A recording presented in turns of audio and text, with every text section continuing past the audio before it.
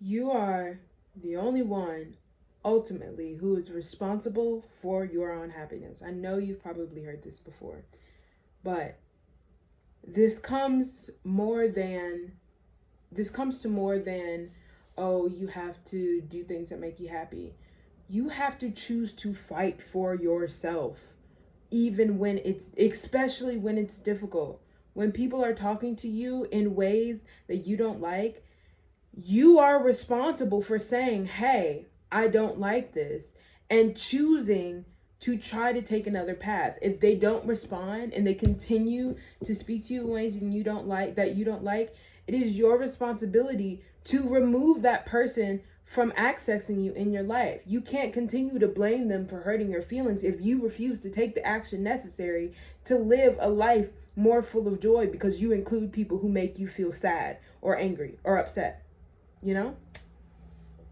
um Ultimately it's your decision to, like, people love to throw this, oh, but that's, they're related to you by this way, or oh, they're this type of person in your life. You have to, no, you don't have to forgive them. Oh, in this day and age it's too late. I mean, it's too this or that to hold grudges, or it's too this or that to not allow people that you love back in your life. No, it's not. I said, I don't want you in my life because you don't know how to speak to me. I said, I don't want you in my life because you are so unkind to yourself and you're unkind to the rest of the world. And even if you're not unkind to me now, I understand how pattern recognition works. I see the pattern, and eventually that pattern is going to hit me, and I don't want to be a victim of that. It is your responsibility to choose to not be a victim. You can't be a victim if you don't let life make you a victim. You can't be a victim if you stand up for yourself. You can't be a victim if you speak up. You can't be a victim if you choose to remove yourself from people who make you uncomfortable. You can't be a victim if you choose not to be. And this isn't like victim blaming, for as someone who has been a victim before I understood how I could choose not to be. Like, at some point, victimization becomes self-victimization. Like, at some point you stop being a victim and you start being the one causing the harm to yourself. Because if you know, oh, I always seem to be in these type of relationships, oh, these people always seem to find me, who's the common denominator here? It's you. You are, whether it's subconscious or consciously, you are consciously choosing to be in connection with people who cause you harm. You are choosing to allow people to step all over your boundaries because you're afraid of making them uncomfortable by telling them that you're uncomfortable. You are choosing to be in the feast and famine cycle by continuing to spend all of your money until you have nothing left and waiting until you get some more. You are choosing a lot of the stress that is in your life, a lot of the upset, a lot of the frustration that's in your life, because it's easier to continue the pattern than to break out of it. But you have to choose to change your life. You have to choose. You have to choose to change your life. You cannot allow things that you don't like, that you don't want, all the don't, the won't, the shouldn't, all that. You have the power to change that, but you have to make the decision. You have to decide that you're no longer going to repeat those patterns. You have to decide that you're not going to accept that kind of behavior from yourself. You can't control what anyone else does, but you can control what you do. Now, I hear in my head, I'm like, oh, but I don't have a job and that was out of my control, or oh, I got fired because this was this, or oh, they hurt me, but I love it. I hear so many excuses that I was using. I don't know who's listening to this. I hear so many excuses that I was using as a reason why I was the victim.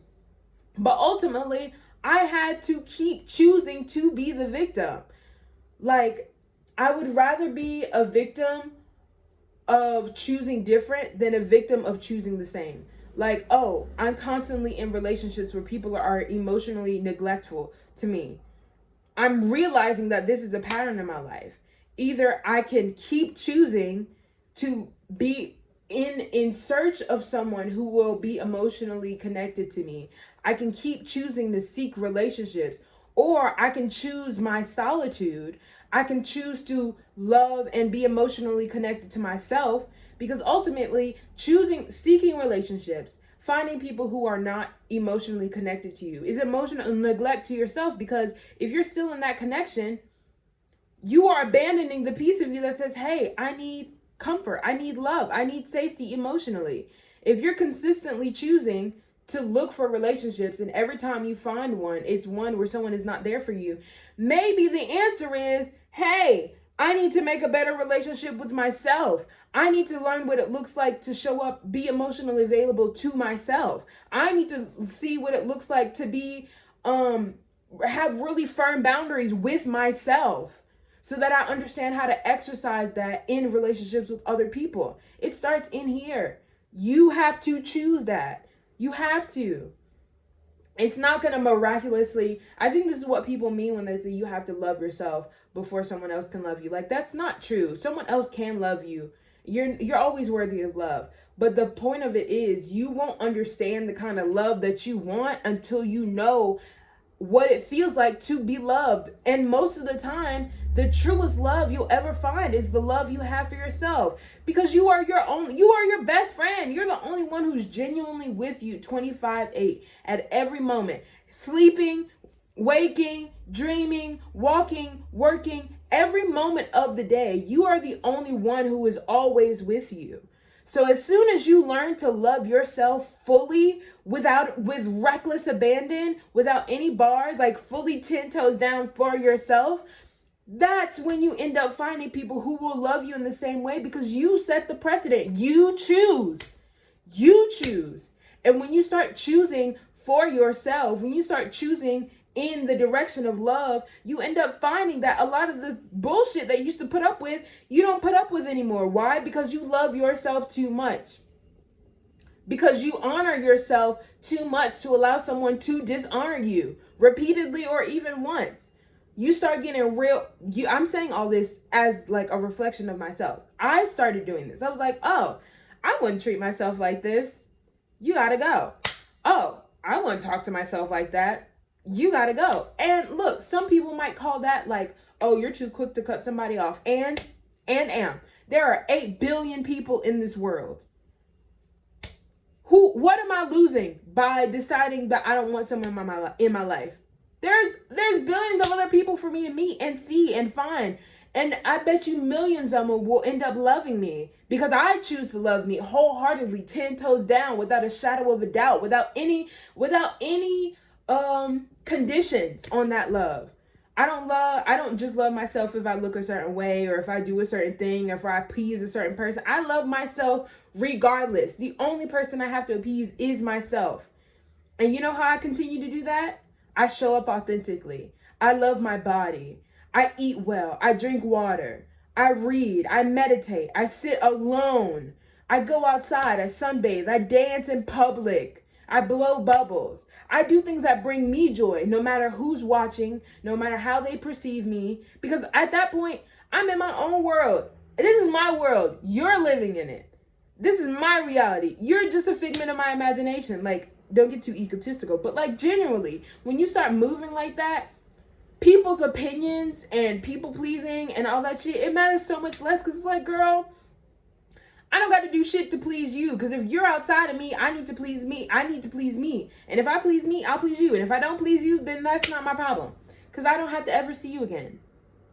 Again, the only one I ever have to look at in the mirror every day is me. The only one I got to wake up in the mind of is me. The only one I have to wake up and seek joy for is me. And so I'm going to do that. You have to choose. You have to choose. You have to choose to do that.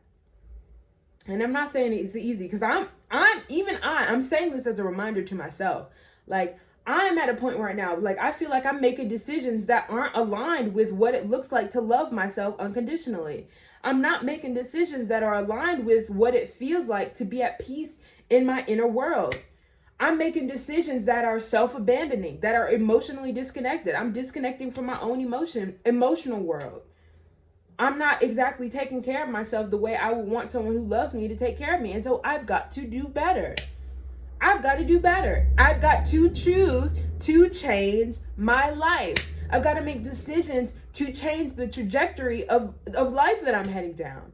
And it's painful. It's annoying because it's so easy to fall back into depression habits. Bro, my room is a mess right now. I mean, it doesn't look like it because I've been cleaning. Or it does look like it, but it doesn't look as bad as it's been because I've been cleaning. But the point is, this mess is a representation of how I feel inside. I feel a mess.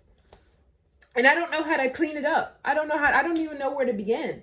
I feel like I'm so overwhelmed. There's so much around me and there's so much to pay attention to that I don't have time to pay attention to myself.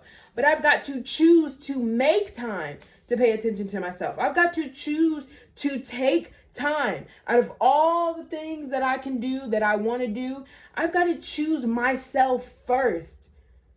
I've got to choose healing and nourishing and feeding and resting with me first. That's the most important thing, because how am I going to function out there if I'm all discombobulated in here?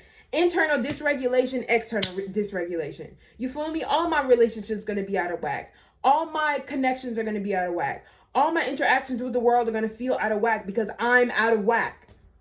I have to choose. I'm going to say this one more time. I have to choose to change in order to live the life of my dreams. And it's hard.